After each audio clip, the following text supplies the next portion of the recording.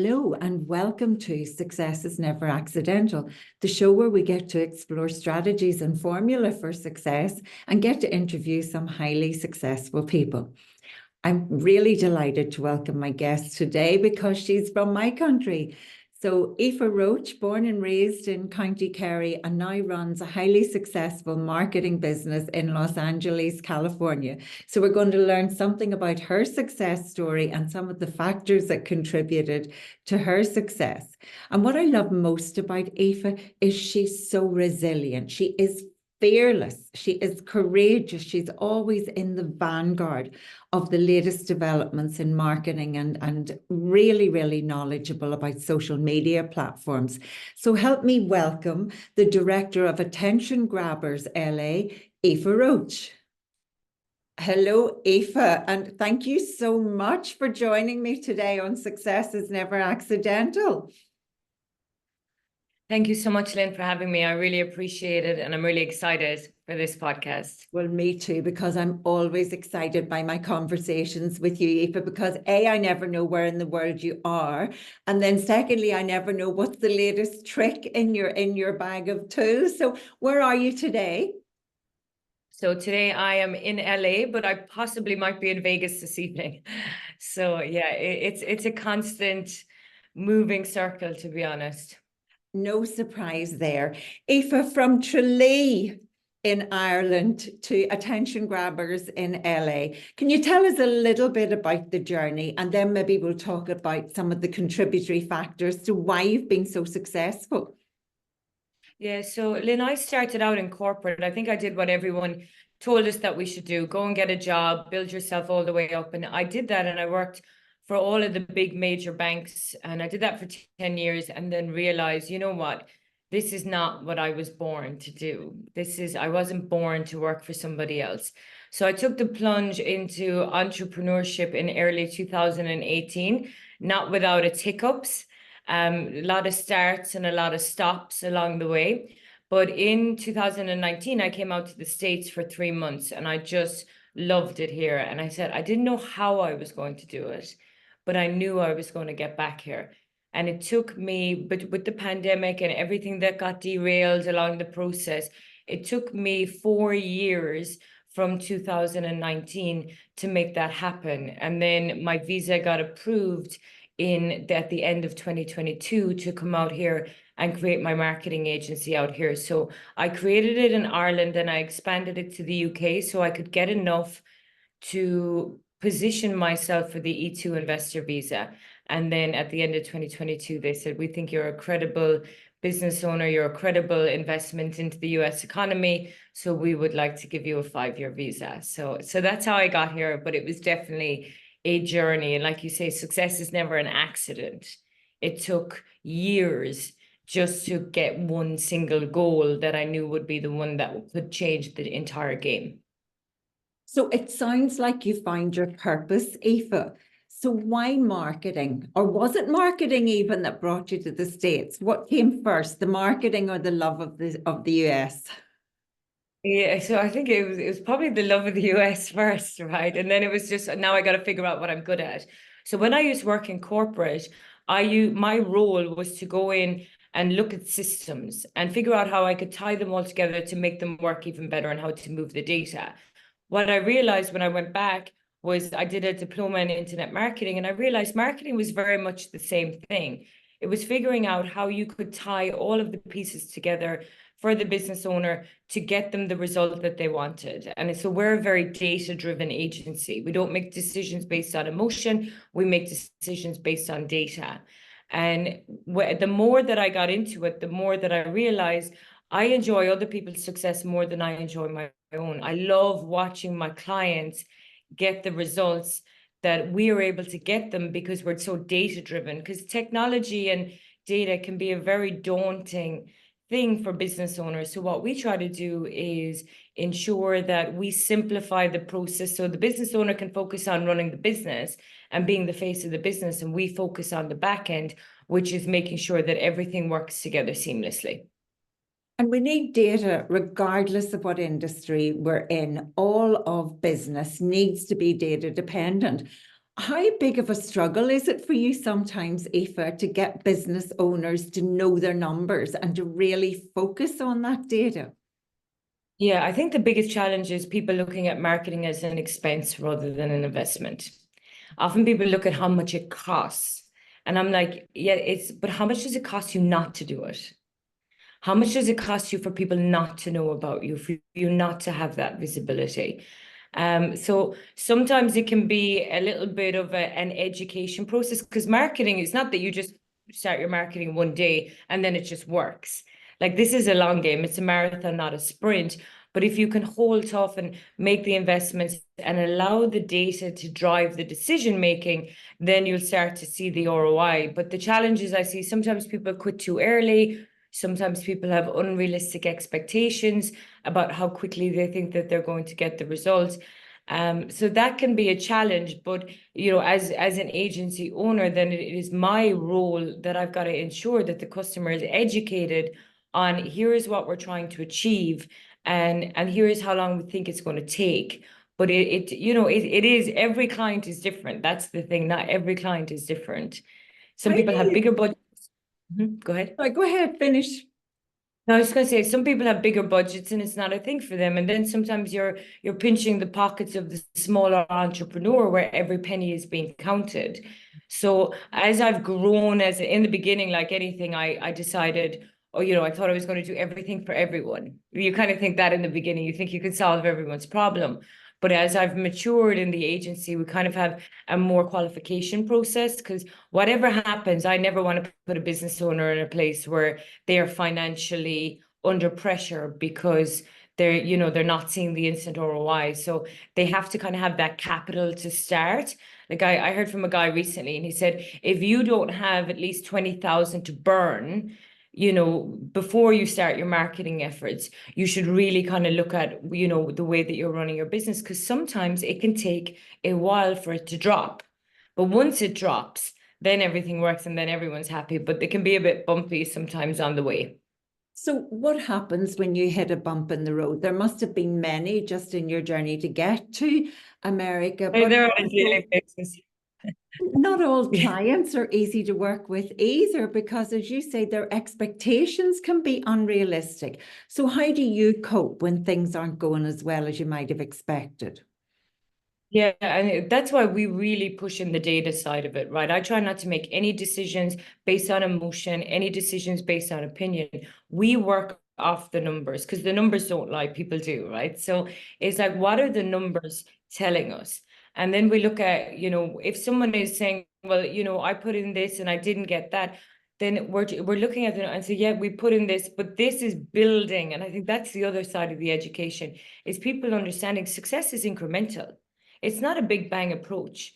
And you've got to make those small little milestones, and just trying to make sure that people are conscious and mindful that, this takes time. It takes, like, we've all invested tens, if not even hundreds of thousands of dollars into our business to make it grow. Because if you're not building the business and you're not investing in the business, you can't expect the business to be growing.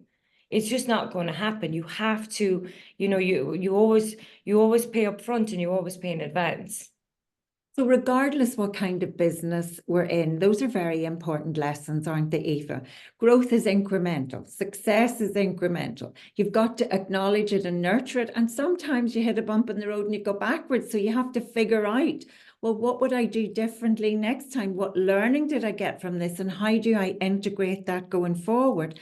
Also, not everybody has the same definition of success. So whenever we're working with a client, regardless of what business they're in, it's so important to listen and understand what the client wants from whatever adventure we're going on together. And then being confident about your communication strategies, so that we're always touching base. So we're always giving feedback. And again, constantly listening to see where they're at. Like, we had a problem there earlier in the week with one of our strategic partners. And I can tell you, and we're going to have a sit down and a deep dive because the outcome wasn't what I wanted with a result that they got. And I can honestly put it down that they put all of their communication via email. all of the the absence of that getting on the phone and just talking to someone, and just people writing emails. And when you're writing emails or sending text messages, right, it's a very poor method of communication, even though we do it because it's quick and effective, but it can be so misunderstood. And So the reason for that is that we know from teaching communication skills that words are only 7%. So email's just words, and it's a very flat way to communicate. And it can be so misinterpreted. And as you say, you miss out on the body language, the facial expressions, the tone of voice, all the other clues that we need to be able to communicate effectively with each other. So where are you going to go from now on with them? How are you going to correct their communication strategy? Yeah, so and that's going to be something that we talk about, like when we do our deep dive, is where there is a problem. Like right now, we had a problem earlier this morning as well. I nip it in the bud immediately. If I see that there's a series of text messages or a series of email, I'm like, we're getting on a call. That's it. Stop the email, stop the text messaging. We are getting on a call right now and we're going to have a conversation. And sometimes that's actually all the client needs. They need to feel that they're being heard, not just getting a response back, which is because sometimes I think the emails can seem a bit defensive and people can think that, you're not hearing what I'm saying. You're not listening to me. And that's where the communication breaks down, when people think they're not being heard or they're not being listened to. So I would recommend anyone, if you are in a conflict, do whatever you can to get it off of these mediums that we're using and just go back to the old-fashioned way, where we have, and I know we can't always have face-to-face, but we have Zoom, so that you can actually, like you say, look at the body language, hear the tone of voice, actually listen intently to how the person is articulating what they're trying to communicate with you, and go there with the idea of, I'm going to have one mouth and two ears, so that you can actually listen, because active listening is also another key. I would say success depends on your ability to listen. Absolutely, absolutely. So you have been particularly successful working with professionals in educating them how to use LinkedIn as a professional social media platform. And my company, my husband, we've benefited enormously from your advice and guidance and support on that. Say a little bit about why professionals generally should be on LinkedIn, just for increasing their credibility and their visibility, even if it's not necessarily to bring in more business. It's just a super platform.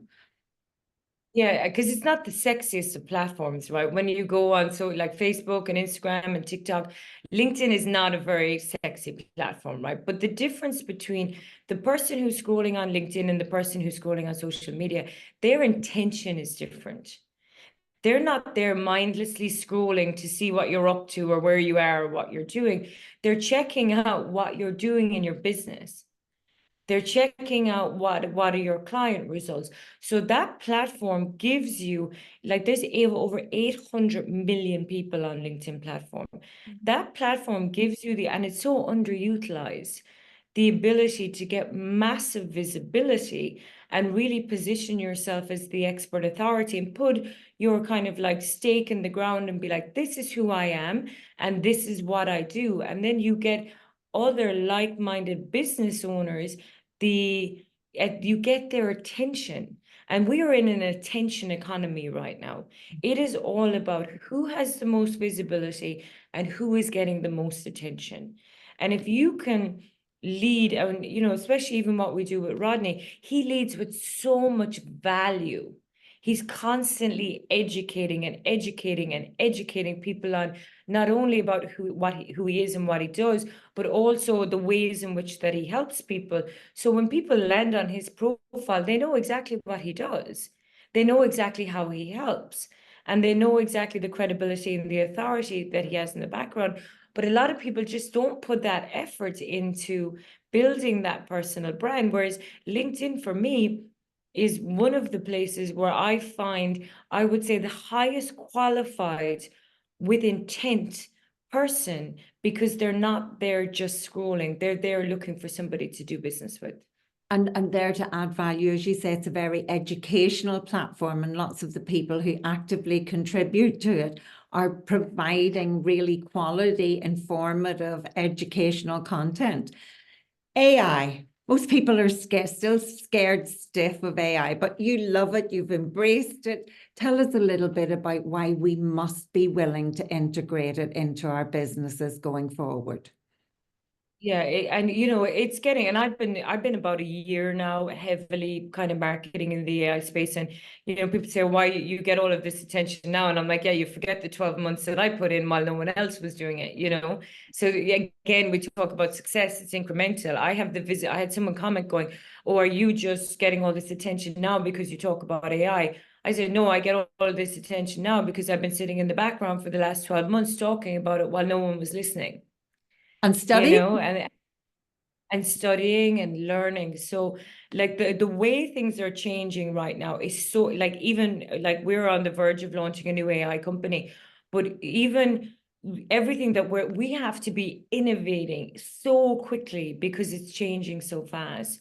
And what you're seeing happen is a lot of the operational and administrative processes, we are now finding ways to automate them.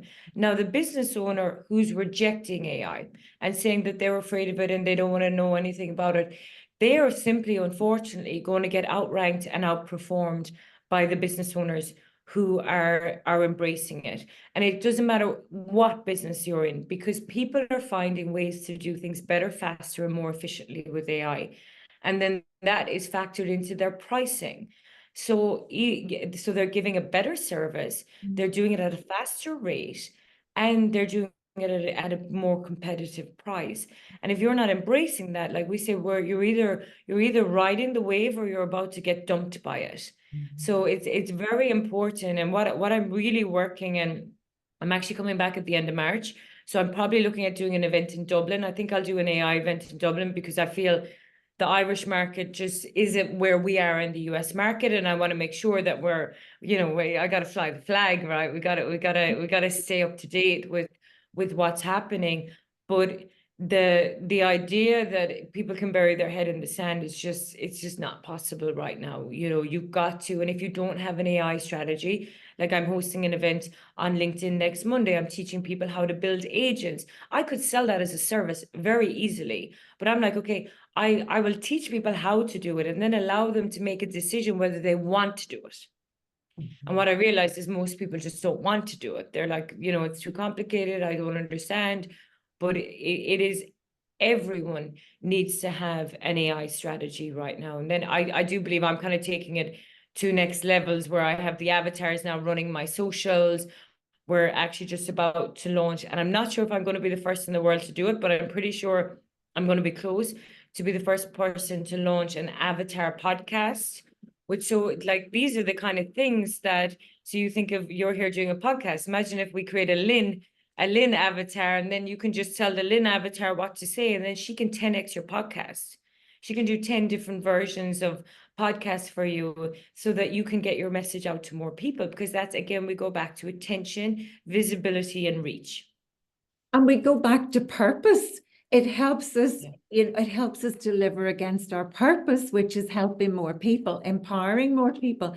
That last avatar, I could not tell the difference between your avatar and you. It was just amazing.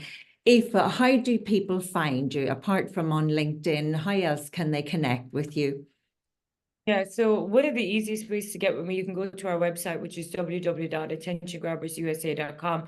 That will give you a direct line to book in, to get a call booked in with my team. And if you have any questions, like whether I post on social media every day, which is something educational, teaching about something to do with AI, or it's a lot more to do with AI now than it is to do with marketing. But that is the easiest way to, and obviously just check out my LinkedIn profile, give me a follow, send me a DM. We do audio rooms on a Tuesday, which is an open hand.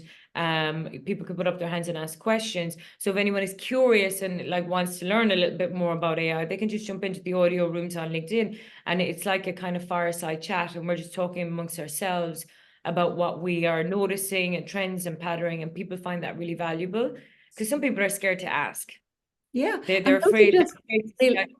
really safe fora where people can come and observe and be as interactive as they want to be. Aoife, one last question. If there was one piece of advice that you could give your younger self, what would it have been? Yeah, that's a big one. I think that if I was to go back and tell myself, from a business perspective, right, I would have say invest in building your team as much as you invest in building your business, right? That would be from the business, because I think I was a solo entrepreneur for a long time, and I made it very difficult for myself. And then the second thing, from a personal level, you got to go out and find the people who've done what you aspire to do, and find ways to either get in the room with them, get them to coach you, get them to mentor you, so that they can accelerate your success. Because otherwise we waste an enormous amount of time trying to figure stuff out. And if you have coaches and mentors or advisors, you can learn from them without having to learn from your own mistakes, because they're going to give you the guidance and the direction. And sometimes I think not as many people take that, they think they know, and that's a very dangerous place. When you think that it's always better to get a coach or a mentor or an advisor, who can help you. And don't be afraid to ask for help. Fabulous advice. And we met because we're in one of the best peer groups in the world, where we have access to so many gifted people. Thank you for coming on and talking to us tonight and sharing your wisdom. And thank you for being in our life. We've learned so much from you. Wherever you go tonight, Vegas or LA, take care. Yeah, thank you so much, Lynne. And it's always a pleasure. I love talking to you. So let's just take a moment to reflect on some of the amazing insights from that interview with Aoife Roche of Attention Grabbers in LA. First of all, there were some great communication tips there, weren't there? Above all, don't make email your only form of communication. It's so sterile, one way, and so flat. Words are only 7% of communication, so it's very, very easy for misinterpretation in email. And she was talking about how she almost lost a client because of a problem that occurred in an exchange of emails. So when a problem occurs, make sure you go and talk to somebody. Lift the phone, or better still, pop down the corridor if you can, or get on a Zoom call. But when there is an issue, talk to somebody about what the problem is and get it resolved. And the other point Aoife made was deal with it quickly. The second things that she talked about was the need to embrace technology. There is no point in being left behind, because artificial intelligence is going to be the way of the future. So instead of being scared of it, get more knowledgeable about it and understand and consider how can you integrate this into your business, into your agency. I suppose her persistence really came through. It didn't just happen that she decided one day that she wanted to leave Ireland and work in LA. There was a long road, she said, in order to get there. It took 4 years of planning and strategizing. And she probably had to ask herself lots of really good questions, like, how am I going to get from here to there? How am I going to make this work? How am I going to convince the American immigration authorities that I'm going to be a really valuable person, valuable enough that they'll give me a visa? So how can I add value? So what did she do? She set up a marketing business in Ireland to get credibility and visibility. And then she got clients in America. And then she persuaded them that she could run this business successfully on both sides of the Atlantic. So planning, persistence, strategizing, reviewing, more persistence. I think, though, the thing that struck me most was just how absolutely data-driven Aoife is. She doesn't make decisions based on emotions or assumptions.